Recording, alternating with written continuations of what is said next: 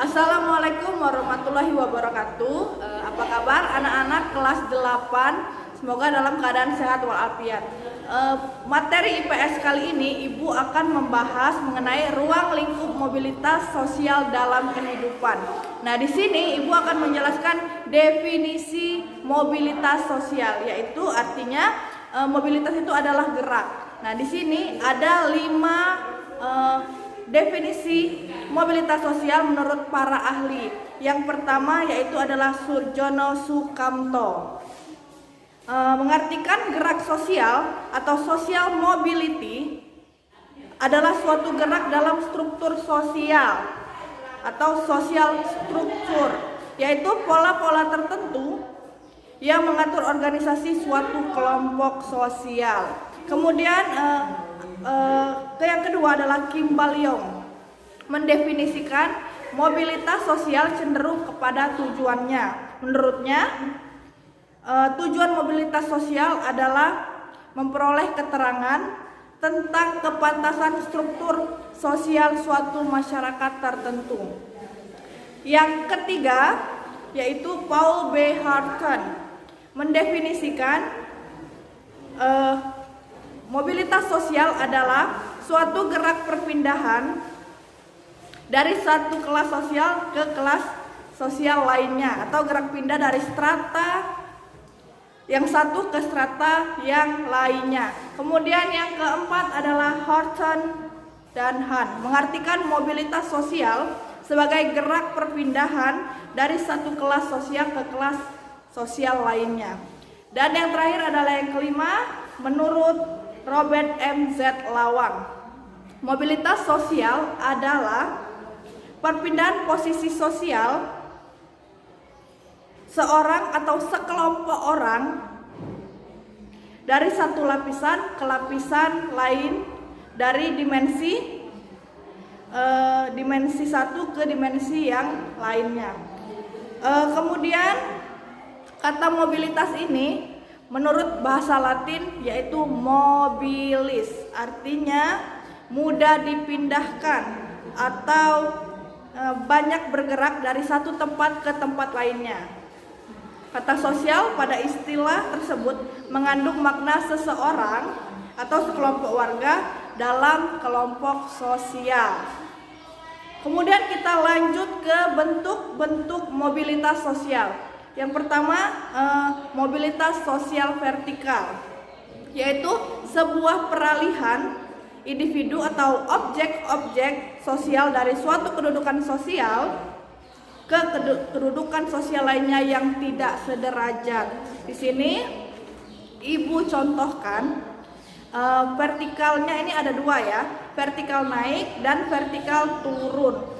Contoh dari mobilitas sosial vertikal naik, misalnya seorang karyawan biasa di suatu perusahaan, karena prestasinya yang baik, kemudian dinaikkan kedudukannya menjadi jabatan manajer di kantornya. Jadi dari karyawan biasa naik jabatan menjadi manajer, itulah yang disebut vertikal naik.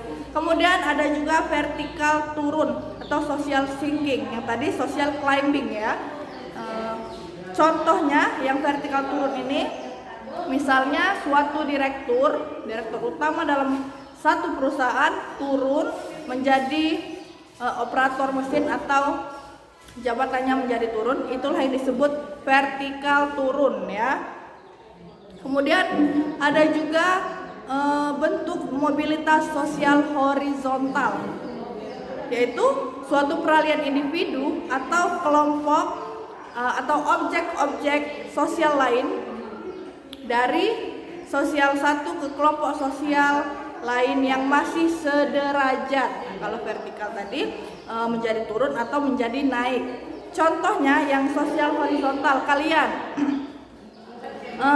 adalah siswa kelas 8 MTS Negeri 2 Muara Enim. Kemudian karena orang tua kalian pindah menjadi ke Muara Enim, kemudian kalian dari MTS 2 pindah ke MTS Negeri 1. Nah, di situ kalian mengalami mobilitas sosial horizontal. Kalian sama-sama pelajar, cuman bedanya hanya beda sekolah atau pindahnya hanya pindah sekolah ya. Kemudian misalnya juga kalau pekerjaan seperti ibu di sini mengajar IPS di sekolahan ini. Kemudian ibu pindah ke Palembang dan tetap mengajar IPS juga di MTS. Jadi sama-sama guru IPS di MTS, tetapi wilayahnya saja atau daerahnya yang berpindah dari satu tempat ke tempat lainnya. Seperti itu ya.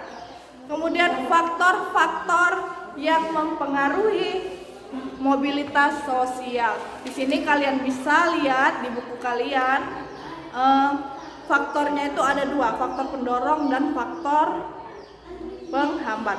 Faktor pendorong mobilitas sosial yaitu yang pertama faktor sosial, yang kedua faktor situasi politik, yang ketiga faktor keadaan ekonomi, yang keempat faktor individu, yang kelima kemudahan dalam akses pendidikan, yang keenam faktor struktural.